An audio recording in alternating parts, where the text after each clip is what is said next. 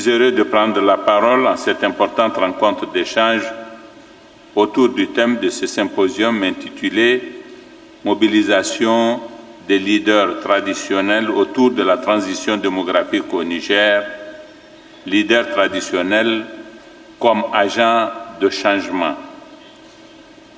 Le Niger, comme vous le savez, se caractérise par un taux de croissance démographique de plus de 3% par an. Beaucoup de ceux qui m'ont précédé l'ont dit et répété. Une population dont la moitié est âgée de moins de 15 ans et qui double tous les 18 ans. C'est donc à juste titre que les différentes thématiques que vous aborderez aujourd'hui, notamment sur le mariage des enfants, la scolarisation des filles, vont nécessiter une forte implication des leaders traditionnels qui doivent accompagner et soutenir les politiques publiques allant dans le sens des efforts de la capture du dividende démographique.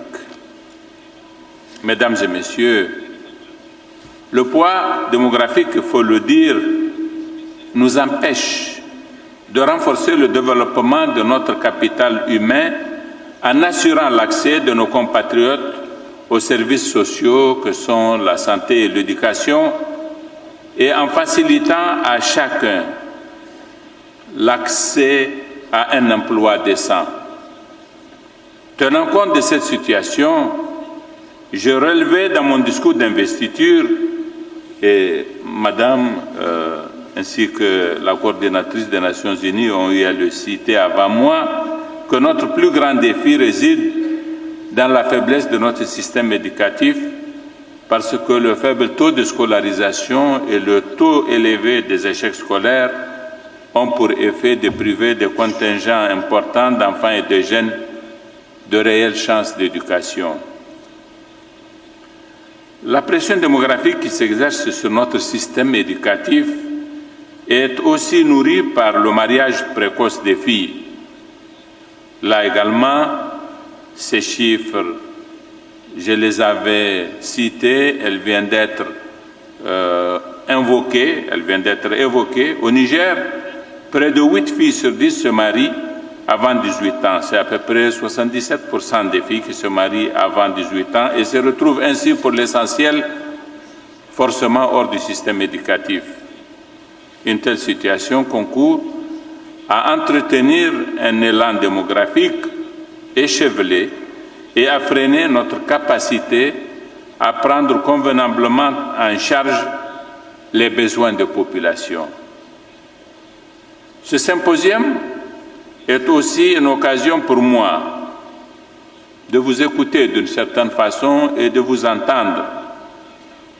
Avec cet auditoire de belles factures que j'ai devant moi, j'espère que nous allons partager les bonnes, voire les meilleures pratiques au niveau national et international sur la thématique de la transition démographique qui est au cœur des politiques publiques au Niger.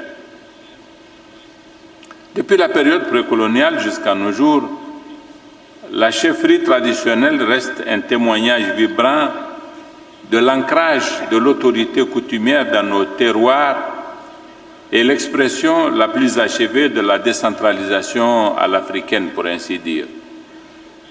Ce symposium doit donc être l'occasion de méditer ensemble sur les actions urgentes à entreprendre et la contribution des chefs traditionnels dans la réalisation de la transition démographique et du renforcement de la cohésion sociale.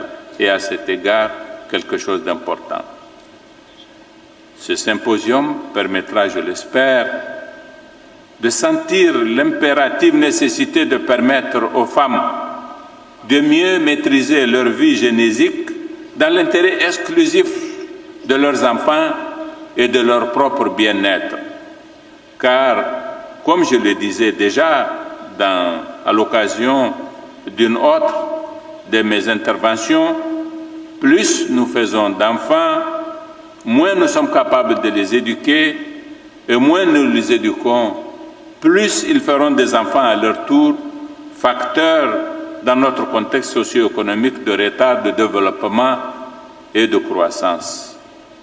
Honorable chef traditionnel, toutes les recherches sur l'expérience des différents pays montrent que les retombées positives de l'éducation des filles sont plus significatives pour elles-mêmes, pour leur famille, pour leur communauté et pour leur pays lorsque les filles terminent au moins le premier cycle du secondaire. C'est pourquoi, s'agissant de la scolarisation et du maintien des filles à l'école jusqu'à la fin du collège, l'État construira et assurera le fonctionnement sur ressources propres, mais aussi avec les moyens qu'il mobilisera auprès de ses partenaires techniques et financiers, autant d'internats pour jeunes filles et aussi rapidement que possible. Il faudra bien sûr couvrir d'abord les zones de chaque région où la scolarisation des jeunes filles est faible, les distances vers le collège d'enseignement secondaire longues, les abandons en cours de scolarisation plus fréquents, etc., etc. En un mot, là où les besoins sont les plus pressants. Je voudrais insister ici sur le fait qu'une offre même massive de bâtiments, d'équipements et une affectation de personnel ne pourra améliorer l'éducation de nos filles que si elles fréquentent effectivement ces infrastructures. Je veux pouvoir compter sur vous, honorables chefs traditionnels, pour mobiliser vos communautés afin qu'elles autorisent leurs filles à profiter de ces internats. Notre but est qu'aucune fille ne renonce à fréquenter le collège faute d'hébergement. Personne ne peut mieux que vous rassurer les parents et les mobiliser à s'approprier ce qui est fait pour leurs enfants, pour nos enfants. Honorable chef traditionnel, un internat construit en matériaux modernes, aussi beau soit-il, reste d'abord et avant tout un hébergement. Gardien de nos traditions, vous connaissez mieux que quiconque combien celles-ci sont riches de modalités d'accueil, d'hébergement et de protection de voyageurs, de personnes déplacées, de familles en détresse ou simplement des personnes en visite.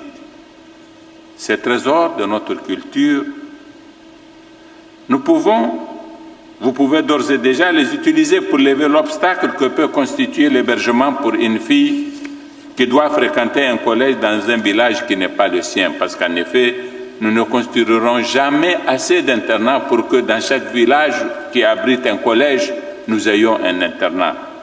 Je voudrais, par conséquent, pouvoir compter sur votre engagement de chef traditionnel pour organiser, parrainer ou soutenir toute forme d'hébergement qui peuvent permettre à une jeune fille d'un autre village de fréquenter un collège.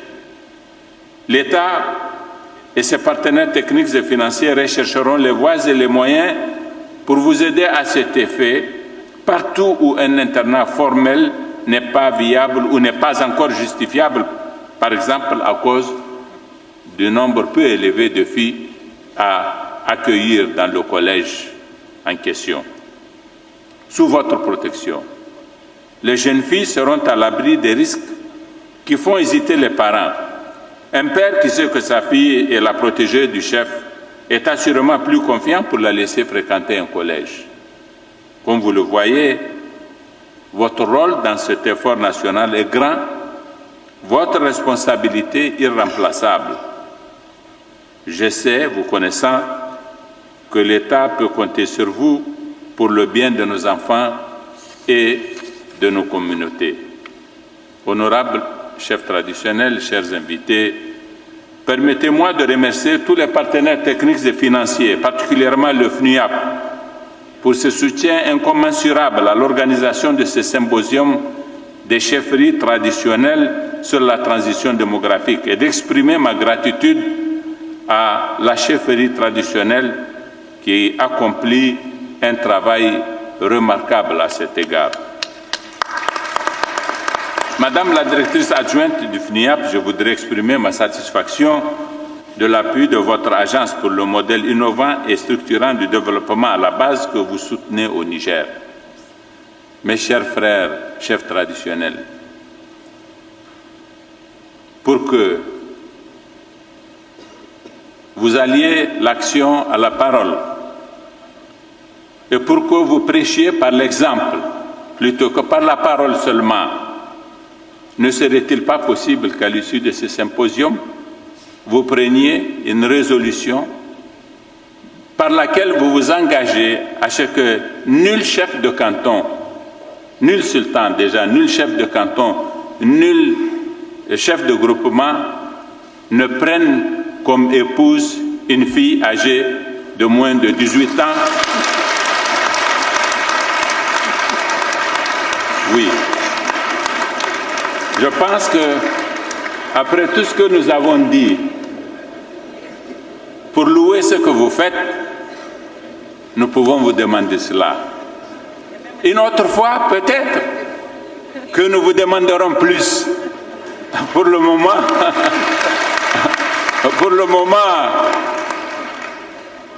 je considère que ce n'est pas tout à fait mûr, mais un jour viendra, parce que vous êtes pionniers, parce que vous êtes engagés,